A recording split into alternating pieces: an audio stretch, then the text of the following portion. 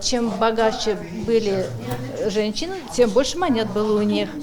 А металлы монет как-то отличались? Ну, у кого-то, может, медные, у кого-то серебряные, у кого-то золотые. Возможно, отличались.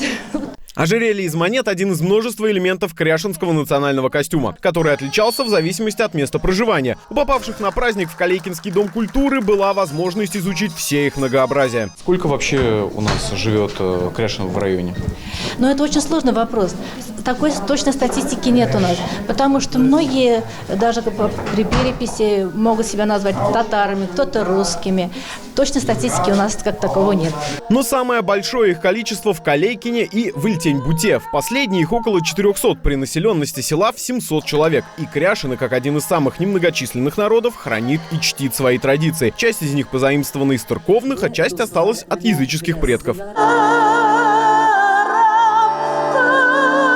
2022 год объявлен в стране годом культурного наследия народов России, и один месяц в году был отдан именно культуре кряшинов. В рамках месячника прошел не просто праздник, а фестиваль «Покров-день». Среди выступающих коллективы не только Альметьевского района, были и гости из Заинска. В следующем году приедете? Я вот думаю, что, как сказать, теперь нам надо позвать их гостей, вот всех, которые нас пригласили, не только самим по гостям ездить. На церемонии награждения гостям и участникам фестиваля, кроме привычных дипломов и грамот, вручали еще и чак-чак вместо традиционного баурсака, потому что в республике, кроме Покрова дня, 14 октября отмечают еще и День чак-чака. Тимур Туманов, новости Юго-Востока.